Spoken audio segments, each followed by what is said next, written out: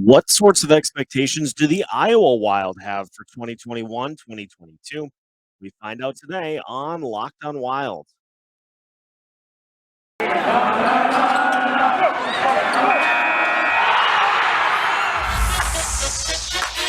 You're Locked on Wild. Your daily podcast on the Minnesota Wild. Part of the Locked On Podcast Network. Your team every day.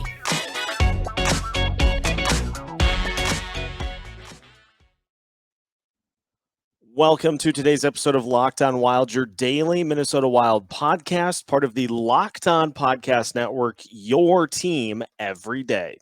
Thank you for making Locked on Wild your first listen every day. And just as a reminder, we are free and available wherever you listen to podcasts.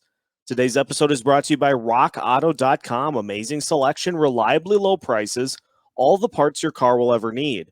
Visit rockauto.com and make sure to tell them Locked On sent you. On today's episode of Locked On Wild, we take a look at the Iowa Wild when we talk with Ben Gislason, the play-by-play voice of the Iowa Wild. Take a look at how the season has gone so far, some of the familiar names for Minnesota Wild fans and how they are doing so far this season, as well as how the Iowa Wild have helped welcome the Iowa Heartlanders into the Minnesota Wild family. So a Iowa Wild heavy show here today. Of course, the Wild play tonight against the Vancouver Canucks. We'll have plenty of reaction to that coming up tomorrow. My name is Seth Topal, host of Locked on Wild, veteran Minnesota sports content producer with over a decade's worth of experience covering all things Minnesota sports. Happy to be along with you for a Tuesday edition of the show. And as mentioned, a special guest joining the show here today, Ben Gislason, the play-by-play voice of the Iowa Wild, was kind enough to stop by to chat about how the season has gone so far. And we have taken that, kind of broken it up into a few different parts. First off, just looking at how the season has gone so far, some of the players who have impressed so far this season. We'll then shift our focus to some names that Minnesota Wild fans may be familiar with and how they have done so far this season. And we'll finish talking about how things have gone so far with the Iowa Heartlanders as part of the Wild family. So a great conversation with Ben here today. Let's just hop right in and get right to it. We have a special guest joining today's episode of Locked on Wild, the voice of the Iowa Wild, Ben Gislason, joining us to talk about how the season has gone so far and to look at some of the names that Wild fans are, I'm sure, familiar with from training camp. Ben, first off, thanks for joining me. How are things going? They're busy, but you know what? Busy in our world is fun. Sometimes you get used to the summer and you get used to relaxing and you enjoy it, but you get to July and you get through the 4th and you get into August and you start to spin your wheels a little bit. And so it's here. We are in the absolute thick of it now. Had the season opener 2 weekends ago down in Texas and an extremely successful home opening weekend against the Rockford Ice Hogs this past weekend with 2 huge wins, 6-3 on Friday and 5-2 on Saturday. It's a fun group to watch right now, Seth, I can tell you what, and I know you know that. It seems like it's a really, really terrific time to be a fan of either the Minnesota Wild or the Iowa Wild because the early goings of both seasons seem to be pointing in a really, really strong direction and an exciting direction for both clubs. Before we dive into kind of some of the results we've seen so far, what were the expectations for the team heading into this season? I know Iowa's had some success over the last couple of years, but what was the expectation level heading into this year? Well, since I know we are being recorded, I'll explain it too for the audio listeners. But this was something that our coach gave us at the beginning of the season. It's a Calder Cup keychain, and so, teams go around every year, and I know that they say it elsewhere. We're going to win a Calder Cup, and I get it. But this organization and Tim Army and his staff here have proven that they can put a winning product on the ice. Every season Tim Army's been here, he's knocking on the door of 100 wins in just 4 years as the head coach of the Wild, now this being his 4th. And it's more than just lip service here. Obviously, a lot has to go right. And Tim's not putting the cart before the horse by any means. But players, to all of the support staff, and to all the front office staff as well, not just the people who are down around the locker room, but the people who are upstairs selling tickets, who are taking care of marketing, and so on and so on. It's a firm belief that this team has the ability to make a run and be a contender in the Western Conference. And those are the expectations. And you set your goals high and you see where you fall. But as of right now, through 4 games, we're 3-1 and really could have been 4-0, but with a loss in Texas that I know Tim Army thought game. And so the expectations in the bar is very high. Just looking at, as you mentioned, some nice wins to start off the season. Who have been the players that have kind of led the charge so far through the first 4 games? Well, there's been a bevy of players that have taken the reins for this team early on, and it's some of the guys that, to be candid, I wasn't circling on my to start the year. First and Flaney. He has rocketed onto the score sheet. He had a giant weekend, 4 goals in 2 games. I thought be a candidate for the AHL CCM Player of the Week, but another Minnesota him in Scott Peruch out in Springfield with St. Louis's Farm Club. He had a big week too.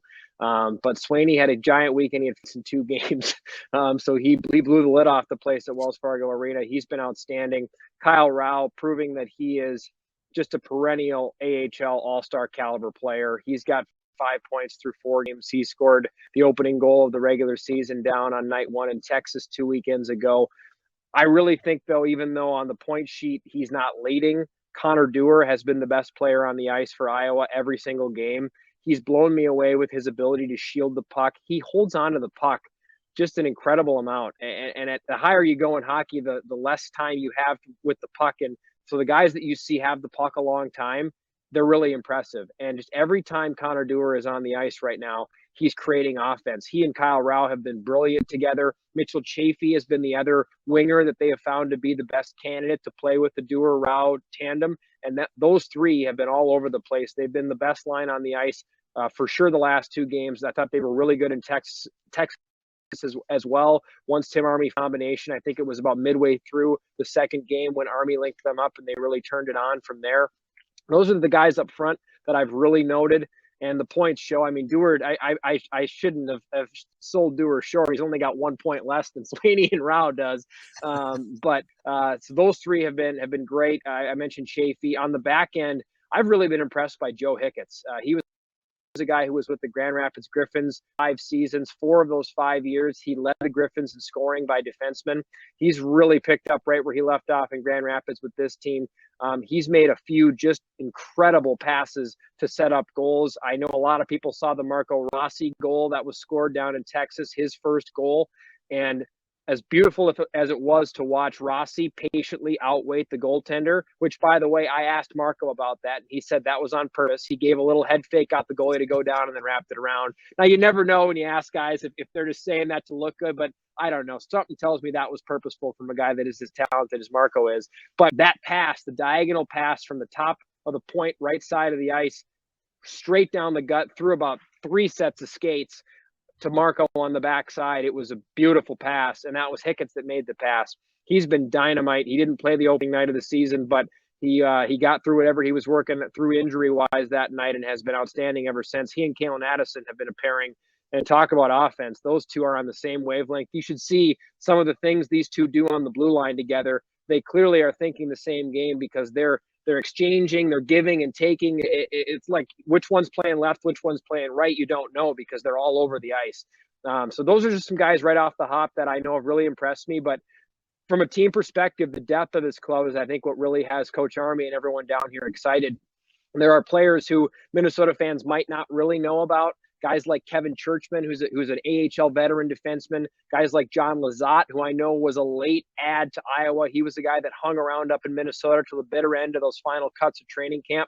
Those 2 have been the Ministry of Defense for me. They have just been blocking shots, getting sticks in lanes, taking care of business defensively when they have to, and then allowing those high-octane offensive players to get up the ice by making a great first breakout pass out of their own zone. So it's really been offense and defense by committee with this team. And you and I don't have enough time to talk about all the other individual performances, specifically this past weekend against Rockford, where it was top to bottom lights out hockey, I think, really from player 1 to player 23 in the lineup. We'll continue that chat with Ben Gislason, the play-by-play voice of the Iowa Wild, next here on Locked on Wild. BetOnline.ag is back, and they are better than ever. They offer a new web interface for the start of the basketball season with more props, odds, and lines than ever before. BetOnline.ag remains your number one spot for all the basketball and football action this season. So head over to their new updated desktop or mobile website to sign up today and receive your 50% welcome bonus on your first deposit. Make sure to use the promo code LOCKEDON to receive that welcome bonus. From basketball, football, and baseball's postseason to the NHL, boxing, and UFC, right to your favorite Vegas casino games, don't wait to take advantage of all the amazing offers available for the 2021 season. BetOnline.ag is the fastest and easiest way to bet on all of your favorite sports.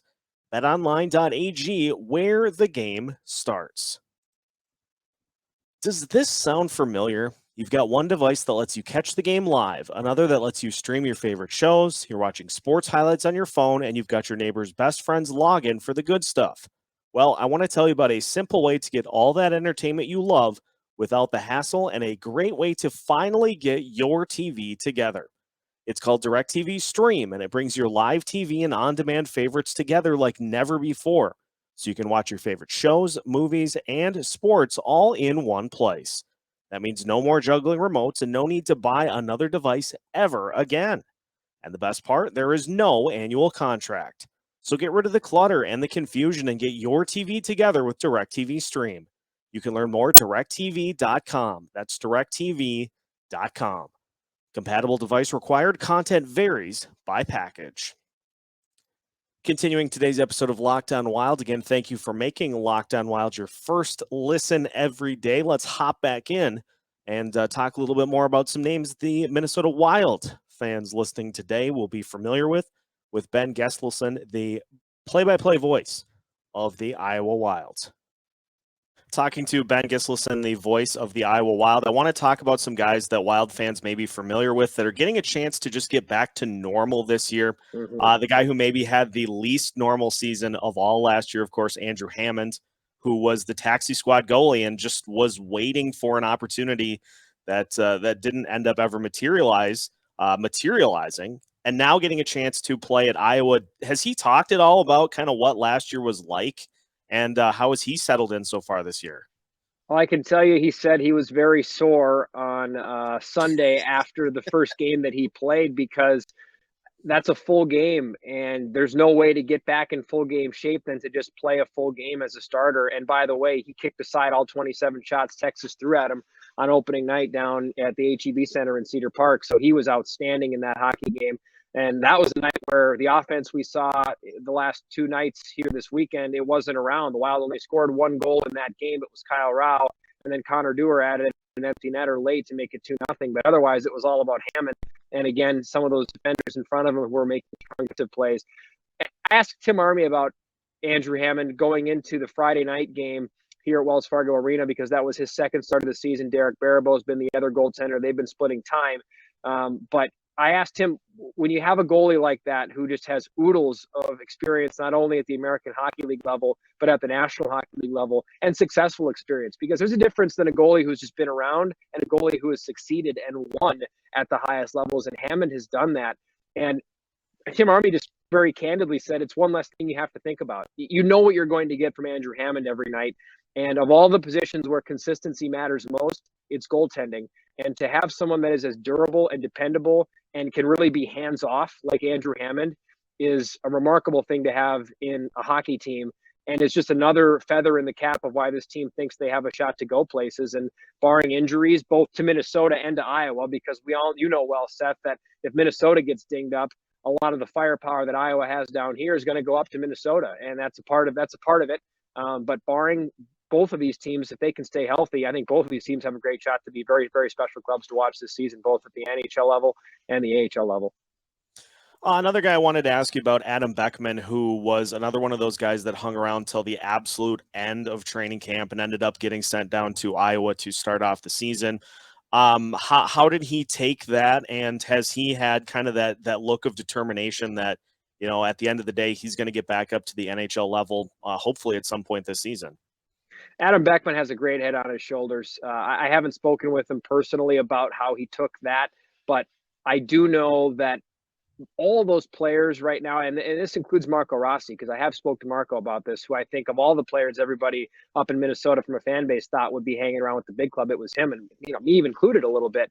All the guys that I've had a chance to talk to about that, they understand that this is a part of the process, and the new NHL is rarely one where you see players, no matter how highly they're drafted or touted, walk in and let alone be an impact player, but even stick at the National Hockey League level right away. It doesn't mean that we may not see Marco move up here sooner than later, and we may never see him again. It doesn't mean that Adam Beckman may not get that shot, and he might come up, do what he did in the preseason in the National Hockey League, and that is score. And if that's the case, I'd imagine they're going to keep him around. But the biggest thing that you look at now from the American Hockey League standpoint is not only are players going to come down here and play, which is what all of these top-end, top 6 forwards, top 4D type defensemen need.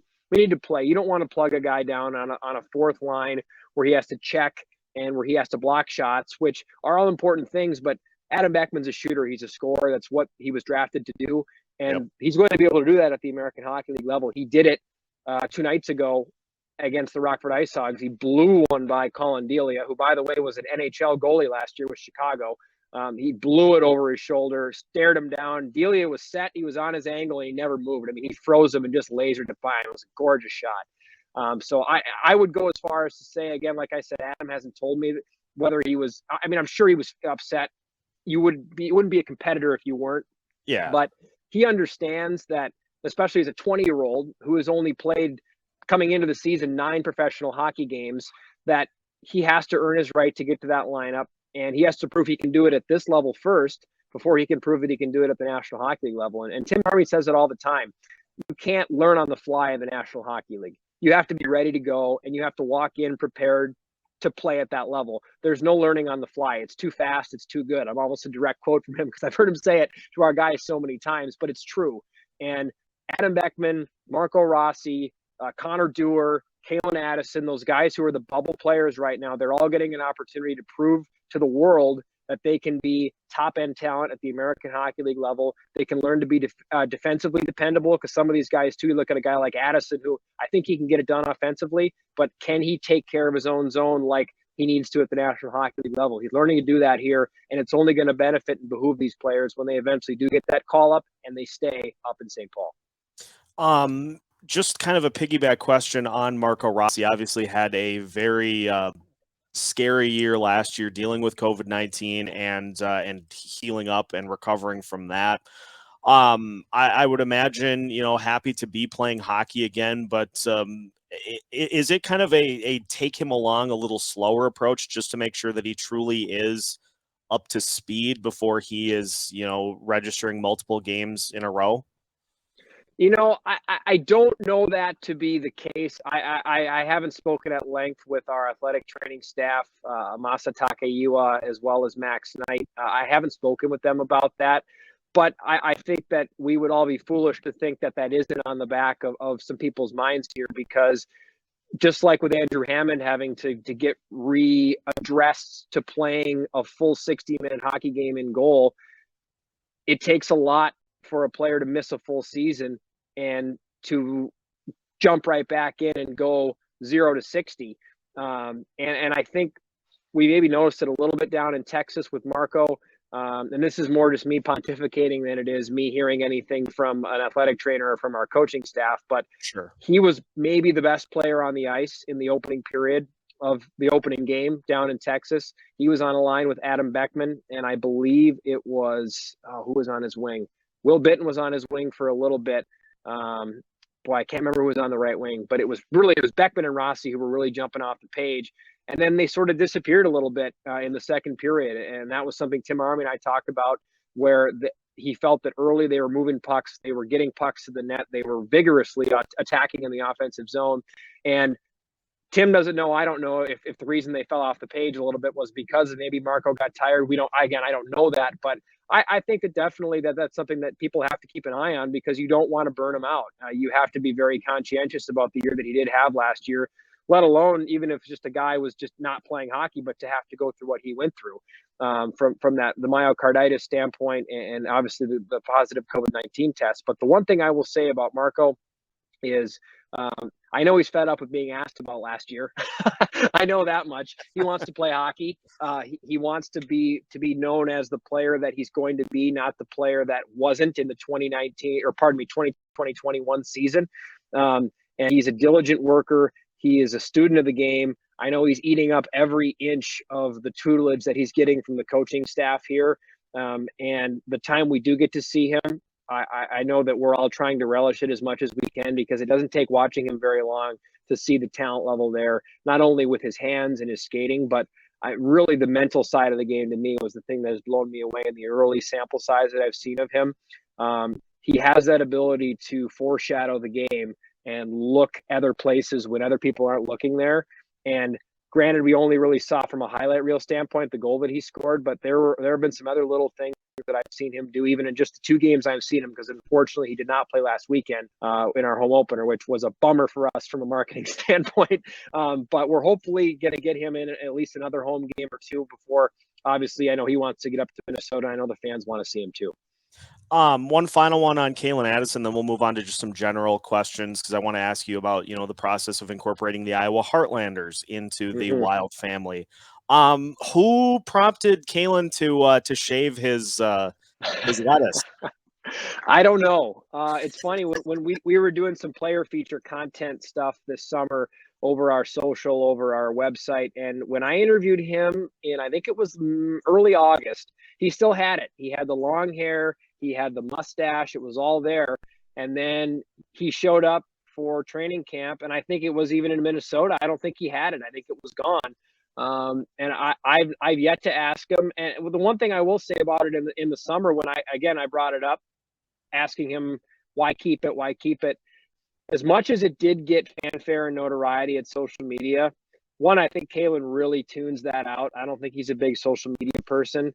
But 2, I almost think he just did it because either he just didn't care to shave it off, or he was just sort of doing it. He didn't buy into a lot of the fanfare about it. He's a very simple, modest, just easygoing guy.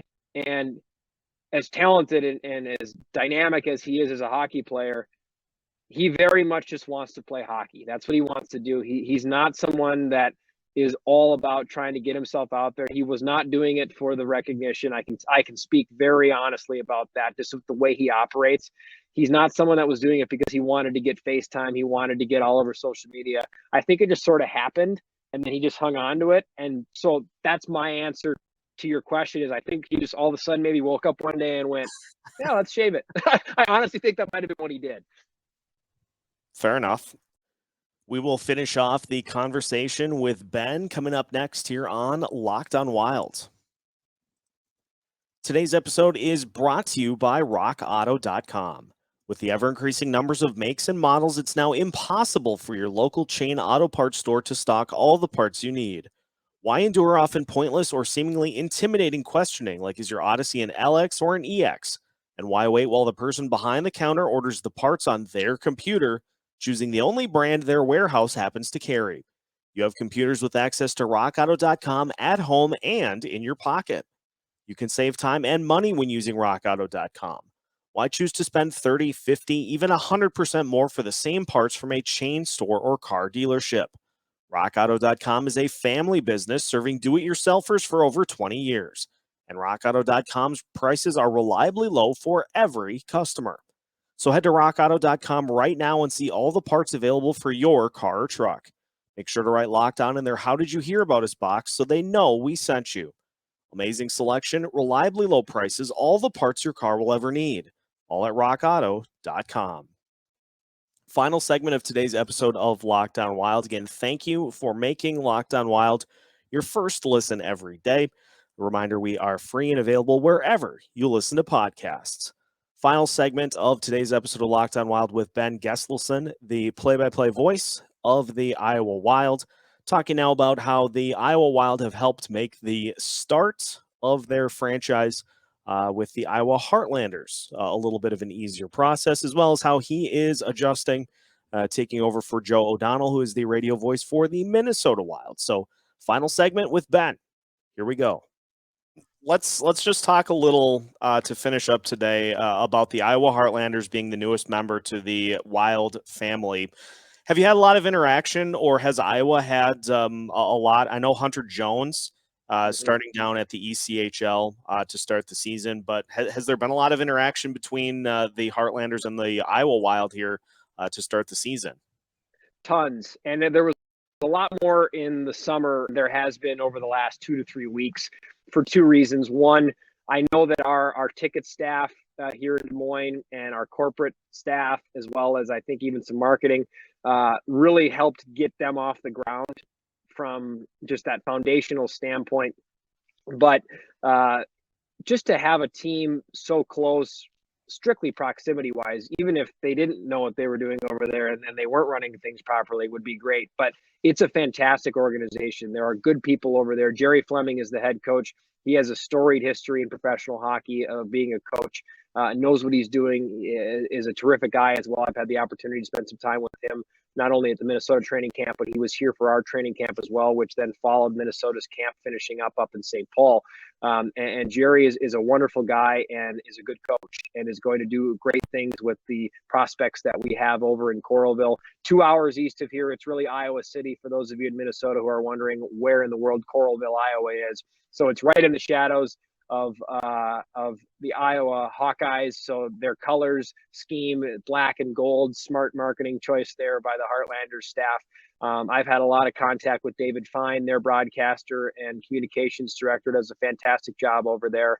And their building is gorgeous. We got to play 2 preseason games out at Extreme Arena in Coralville, October 7th and October 8th against the Rockford Ice Hogs.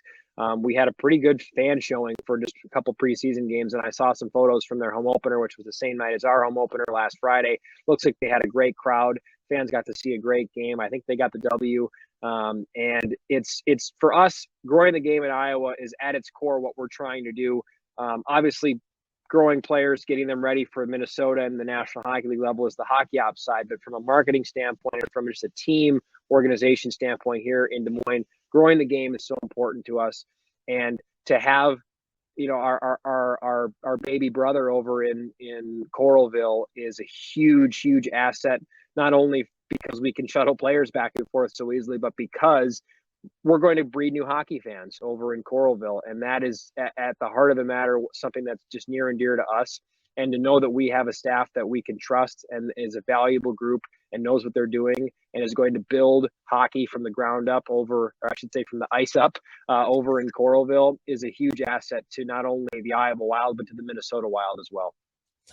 And final one for you today, Ben. Obviously, Joe O'Donnell getting the promotion up to the Minnesota Wild to do the radio side of things there, which means that you had the opportunity to hop into the radio seat for the Iowa Wild.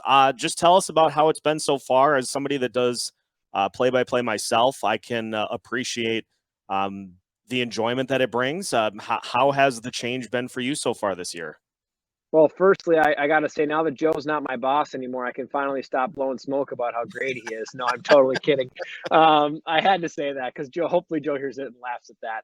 It really, and what I really wanted to start with is there isn't a guy that I've met in hockey who has operated with more professionalism, more kindness. Really has taught me an incredible amount, not only about what it takes to succeed and survive at times at the professional hockey level, whether it's broadcasting, whether it's dealing with players, coaches, other personnel, etc. But I've learned an incredible amount from him about how to operate in life in this business, because he's a father, he's a husband, and he's damn good at both of those two things. I've seen it firsthand. His kids adore him, so does his wife. And that's a hard thing in this business sometimes. And I have a wife and I want to have children someday. And that's something that's in the back of your head. You're going, how do you juggle all this? Because our schedule's so crazy. And for me to see firsthand someone like him operate the way he did and does and still will, in probably what will be a hard year for him going back and forth because his wife and kids are still in Des Moines, has been just a treat for me. And I can't say enough about as a person, as a broadcaster. And for those of you who haven't got to listen to a lot of Joe yet, you are going to be blessed with what he brings. He's as honest of a guy as I've met, and I just can't say enough about Joe. That being said, I am literally living my dream in getting to do what I'm doing right now, and I get to do it for a team that I grew up rooting for my entire life. I was there when Darby Hendrickson scored the opening goal at XL Energy Center. I was sitting right below the number one fans in the world sign up. I think it was section 227 with my mom watching that game. And I grew up bleeding green. I painted my face when they made the Stanley Cup playoff run, lost to the Ducks in the early 2000s. And my whole life, I've wanted to call hockey. I've wanted to call hockey at the highest level I could reach. And really, I'm at a point now where there's only one level higher than where I'm at. So I'm living a dream. I'm blessed beyond belief to get to do what I do. And I'm just so thankful for this organization and the support they've shown me, whether it's Joe, whether it's our vice president, Allie Brown, whether it's our president, Todd Frederickson, or even the people up in Minnesota I know that have been just so supportive and kind to me. I just, there's so many people that I have to thank for this, and to get to turn on the microphone and see those decibel levels pumping every Friday and Saturday night, whether it's here in Des Moines or whether it's down in Cedar Park, Texas, or this weekend, Winnipeg, Manitoba. It's been really one of the joys of it is the joy of my professional life, without a doubt. Outstanding. Well, we appreciate the time very much today, Ben, in kind of getting a little bit of a taste of what's going on with the Iowa Wild. Listeners, you can follow him at Voice of Benny G on Twitter. And we're going to have to definitely do this again as the season unfolds, because there is going to be hopefully a lot of success between both Minnesota and Iowa, and can't wait to do it again. Seth, you're a true pro. Thank you, my friend. We like to say down here, the road to St. Paul leads through Des Moines. And so hopefully we'll have a lot of movement between those two clubs this year, and a lot of guys to talk about, and that'll be making their presence known, not only in Des Moines, but in St. Paul. Huge thank you to Ben Gislason for joining the show today to talk about all things Iowa Wild. We'll definitely check in with him later on in the season, as well as hopefully get a chance to talk to some of the players that make up the Iowa Wild's roster. Again, reminder, the Wild play Vancouver on the road tonight, so we will have coverage of that here this evening. Probably do a live post game as well as tweets throughout the game, so make sure to follow us along for that. And we'll have a recap of what happened for the Wilds on tomorrow's episode of Locked On Wild. So make sure to tune in then. Make sure to follow Locked On Wild wherever you listen to podcasts. And now that your first listen of the day is done, make sure to head over to Locked On Canucks to get the lowdown on the Wild's opponent this evening, to see if the Wilds can get back into the win column and improve to 5-1 on the season. Make sure also to follow Locked On Wild on any of our social media platforms as well: Facebook, Twitter, Instagram. Make sure to follow us on YouTube so that you don't miss out on any of the content we bring to you on a daily basis from our YouTube channel. And we've got new episodes coming every Monday through Friday as part of the Locked On Podcast Network.